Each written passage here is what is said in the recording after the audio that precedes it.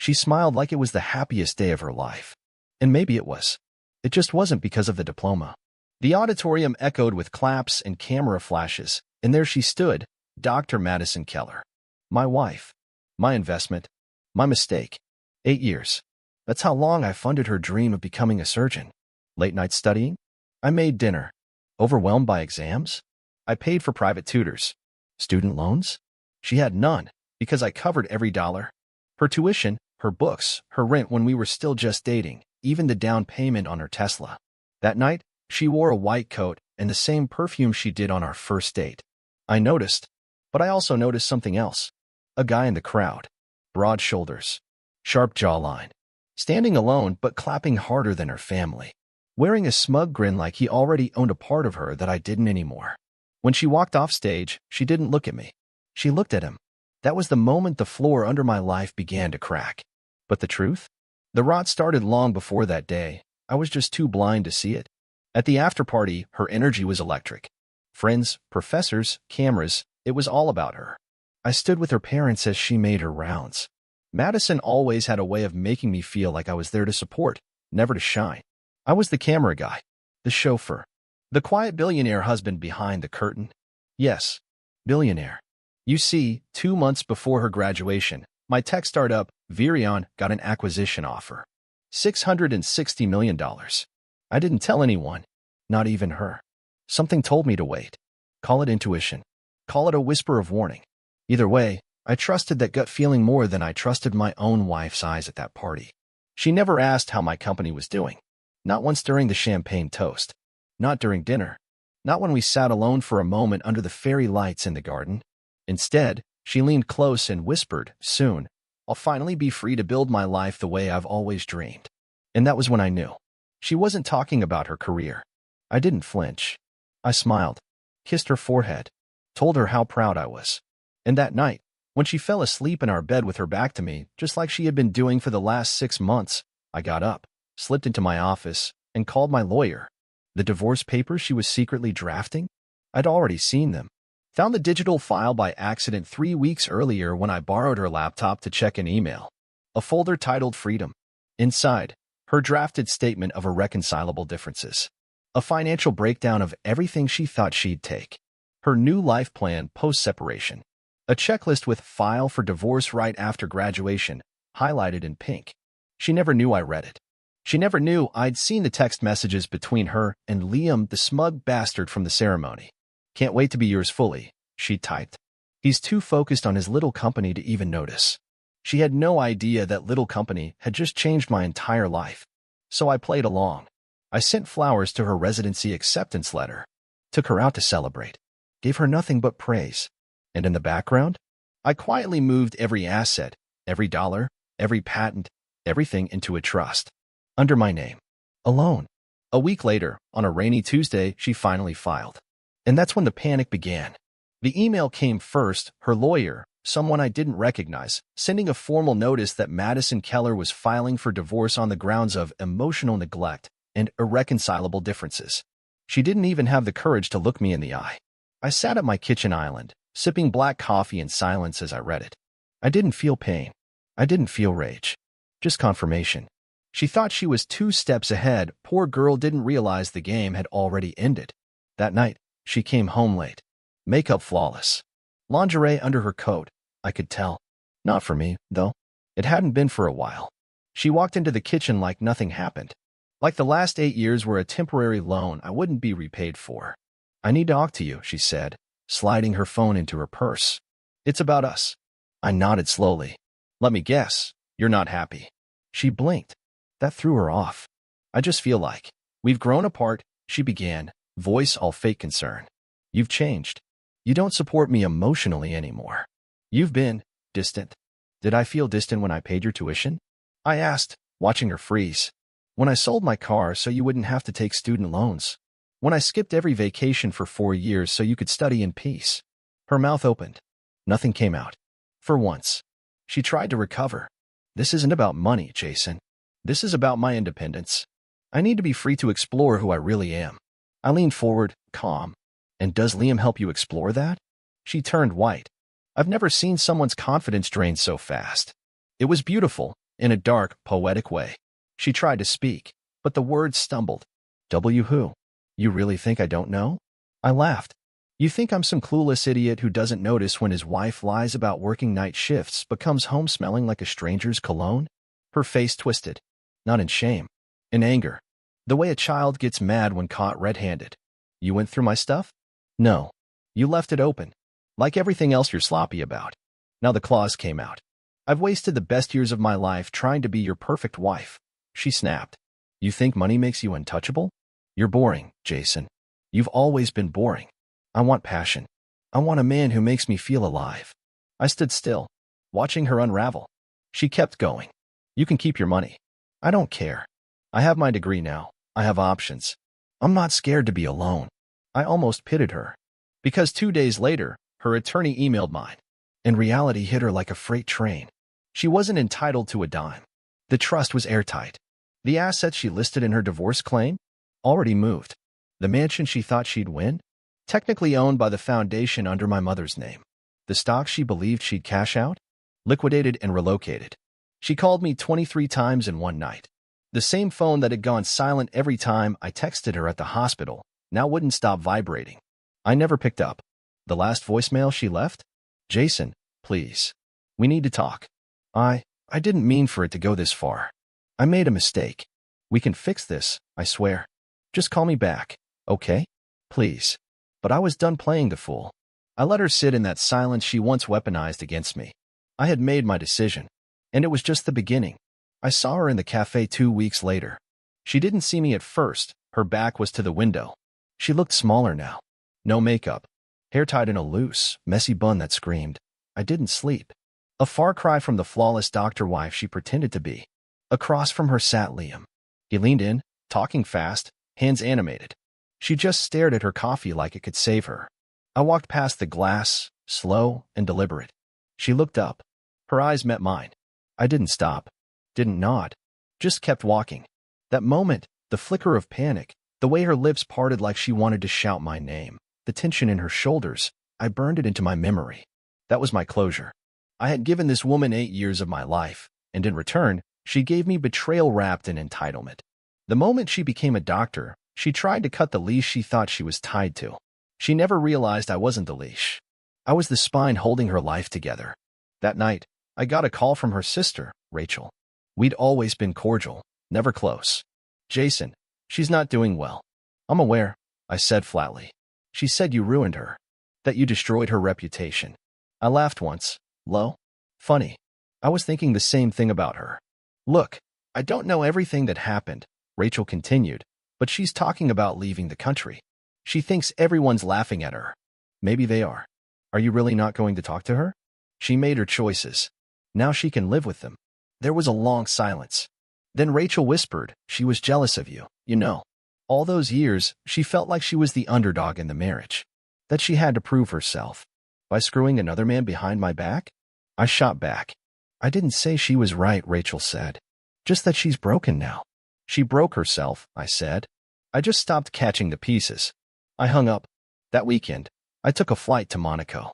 Virion's new board was celebrating our acquisition, and for once, I didn't feel like a man dragging a ghost behind him. I laughed for real. I toasted with real friends. I slept soundly. For the first time in years, I wasn't second-guessing what lie I'd wake up to. A month later, my lawyer forwarded a desperate letter Madison had written. It was a full 3 pages, typed. Rambling apologies, twisted justifications, a plea for forgiveness wrapped in passive-aggressive blame. She tried to paint herself as a woman who got lost, who made mistakes, who let ambition cloud love. I never responded. I don't believe in ghosts, but I know what it feels like to live with one. And I wasn't about to let her haunt me again. She thought she could trade up. She thought the world owed her something because she wore a white coat and knew how to pronounce medical terms I couldn't. What she didn't understand was simple. You don't bite the hand that built your throne. And when you do, don't be surprised when the kingdom burns quietly beneath your feet. It had been 3 months since the papers were finalized. 3 months since she walked into that courtroom in her finest outfit, hoping to still play the role of the graceful, wronged woman, and walked out pale, defeated, humiliated. Her plan to leave me right after graduation with half of everything? Gone. Just like her smile when the judge told her that the assets were legally unreachable. I watched her crumble without a word. She didn't even look at me as she walked past, just clutched her handbag like it was the last piece of control she had left. I didn't follow her. I didn't say a thing. I just walked out the opposite door and stepped into a new life where I wasn't just funding someone else's dreams while they plotted my downfall behind my back. It was strange at first, being alone. Not lonely. Just alone. There's a difference. You see, when someone spends years subtly chipping away at your self-worth, you start believing you're the problem. You ignore the cold bed, the unexplained nights, the locked phone, the way your name disappears from her lips when she's around certain friends. You convince yourself it's just stress. Just residency. Just pressure. Just life. It wasn't life. It was betrayal with perfect teeth and an expensive education. I spent that summer in silence, not the bitter, heavy kind she used against me, but real silence. Healing silence. Mornings without tension. Nights without fake love yous. No more lies about overnight shifts that ended at 2 a.m. with a wrinkled blouse and no explanation. No more dinners where she scrolled her phone while I tried to fill the space. I had my company. My team. My peace. And the best part? I had my dignity back. She, on the other hand, had burned bridges she didn't even know she was crossing. I started hearing things from mutual acquaintances, how the hospital staff didn't quite trust her, how Liam ghosted her after the lawsuit news went public, how she moved back in with her parents temporarily, how she cried in the locker room during shifts. A part of me expected to feel something, maybe satisfaction, maybe even guilt, but I didn't. I felt nothing, because the woman I married no longer existed. She was replaced by someone who saw me as a stepping stone, a bank account with a wedding band, someone who truly believed she could orchestrate a divorce like a chess move and walk away wearing both the crown and the check. She underestimated one thing. I don't bluff. I had spent a decade building a future for both of us. But the moment I saw that folder labeled freedom, I realized she had spent just as long building her exit. And so, I built mine quieter, sharper, smarter. No explosions. No drama. Just a final move she never saw coming. And when her world collapsed, I didn't lift a finger. She wanted freedom. I gave her silence. 6 months after the divorce, she showed up at my office. Unannounced. I was in the middle of reviewing a new round of acquisitions when my assistant buzzed in. Jason, there's a woman here. Says her name is Madison Keller. Do you want me to tell her you're in a meeting? I stared at the glass wall across from me. The skyline looked like it always did, bright, distant, untouchable. I thought about telling her to send Madison away, but something in me wanted to see what rock bottom looked like in designer heels. Send her in. She walked in slower than usual, less of that entitled sway in her hips. Eyes darker, heavier. She didn't wear her ring, of course not, but she did wear shame like makeup. Subtle, but layered.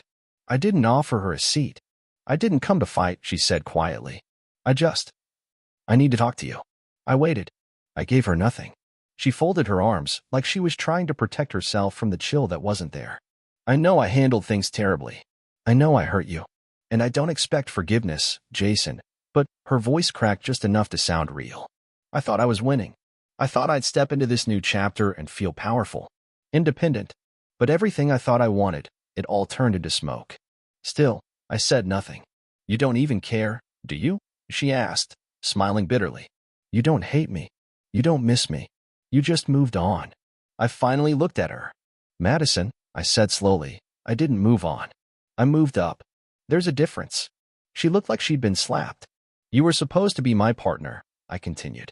But you treated me like your safety net. Like I was holding you back. You gambled your marriage for a fantasy, and now you're surprised that fantasy doesn't pay the bills. Her eyes watered, but I didn't flinch. I had seen her cry before, usually after a lie unraveled. I'm sorry, she whispered. No, you're not, I said. You're just sorry you lost. She stepped forward. Please, just have dinner with me.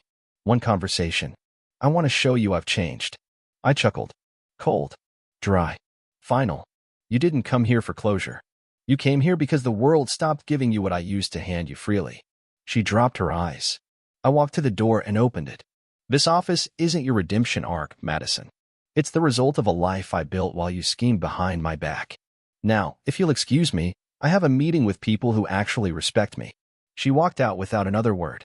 And as the door clicked shut behind her, I felt it. Peace. Not the kind that's quiet.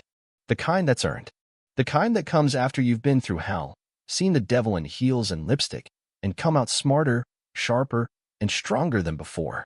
She tried to break me. She ended up freeing me. A year passed. I'd almost forgotten the sound of her voice. The way she used to weaponize silence. The exhausting tightrope of never being good enough for a woman who never really wanted me, just what I could give her. Now I woke up to sunlight on the Italian coast, not cold shoulders in a sterile bedroom. I dined with people who built empires instead of tearing down their partners. I dated freely, without suspicion shadowing every laugh or glance. And still, her name showed up. Articles started circulating, whispers about a malpractice investigation, a patient misdiagnosed, a supervisor questioning her judgment. No charges yet, but reputations don't wait for courtrooms. It made sense. When someone builds a life on lies, eventually the cracks reach the foundation. My phone buzzed one morning. An unknown number. I let it ring. Then a voicemail. I listened. Jason, it's me. I know you don't owe me anything, and I don't deserve your time. But I don't know who else to call. I'm not okay. I don't have anyone left. I think about everything, every day. About you. About how I destroyed the only person who ever truly believed in me. Please, if you could just call me back, even just once. I sat there for a while, staring at the waves. Then I deleted the message. There was nothing left to say. She chose this path, brick by selfish brick. I was just the casualty she thought would stay buried. Instead, I became a monument. And she? She became a cautionary tale told in whispers behind scrub rooms and closed doors. My assistant entered my office later that day, carrying the quarterly reports. She paused. You okay? Yeah, I said, glancing at the skyline. I am. I meant it. There's a strange beauty in rebuilding yourself from the ashes someone else tried to bury you in. You learn patience, precision. You learn that revenge doesn't always look like fire. It can look like silence, like success, like never looking back. She thought she could break me, but all she did was cut the chains I never realized were choking me. 2 years. That's how long it took before I saw her name trending. Not for some medical breakthrough. Not for some prestigious fellowship. No, Madison Keller was in the headlines for something far more predictable. Disgraced surgeon faces license suspension amidst allegations of fraud and professional misconduct. The article was cold, clinical. Just like her. It listed details of falsified patient records, whispers of unapproved prescriptions, rumors of procedures billed but never performed. And at the bottom, a single quote from someone at the hospital. She always wanted to climb too fast. She thought charm could replace integrity. I didn't gloat. I didn't laugh. I didn't send it to anyone. I just saved the article and filed it away. She had done exactly what I expected. She self-destructed. Not because I sabotaged her. I didn't have to. Her ego did the job perfectly. The same ego that convinced her she could outsmart me, outmaneuver the world, and still be loved. I did hear, through someone in legal, that she tried to sue the hospital. Claimed discrimination, retaliation. All the usual plays. None of them stuck. The system didn't protect her this time. She went quiet after that. No social media. No LinkedIn updates. No wedding ring, obviously. And Liam? Gone. Apparently, he bailed the moment the investigation started. Turns out, her real man didn't stick around when things got real. And me? I was living in Barcelona by then. A villa by the coast, my mornings filled with espresso and strategy calls, my nights with peace. Actual peace, not the fake, smothered calm I used to lie to myself about. One evening, I got an envelope forwarded to my new address. No name on the return, just a handwritten label. Inside was a letter and a photo. The letter was short. Just her handwriting, still neat, still precise. I was wrong. About everything. I don't want your forgiveness. I just want you to know I finally understand what I lost. You were never the fool, Jason. I was. And I'll carry that until my last breath. The photo was of us. From years ago. At some fundraiser. She was laughing into my shoulder. I was smiling at her like I meant it. I stared at it for a long time. Then I lit a match and watched it curl into blackened edges. That chapter was over. Not because she apologized. Not because justice found her. But because I had finally stopped waiting for either. Some stories don't end with revenge or romance. Some just end with freedom. And mine had finally begun. She was a storm I once stood in, thinking if I just held on long enough, I'd make it to sunlight. But storms don't love you. They tear through you. And if you survive, it's not because of them, it's in spite of them. I never responded to the letter. Not because I didn't believe she meant it, but because I didn't need it anymore. I used to think closure came from words, from apologies, from confessions. But closure doesn't come from the one who broke you. It comes the moment you stop letting their shadow reach your light. The house we built together? Sold. Her name? Erased from everything. My name? On the cover of a book now, a memoir, actually. About startups, risk, and how the worst betrayal I ever faced turned into the best decision I never planned. It hit #1 on release day. The dedication was one sentence: to the lie that set me free. I still get emails from men who've read it. Strangers who saw pieces of themselves in my story. Men who gave everything to someone who gave nothing back. They always ask me the same thing. How do you survive it? Here's what I tell them. You don't survive betrayal by fighting for the past. You survive it by building something so powerful in the aftermath, they regret ever letting go of you. You don't need revenge. You don't need her to cry. You don't even need her to fall. You just need to rise. That's what I did. And when people ask me about Madison Keller now, I smile and say, she was a lesson, not a loss.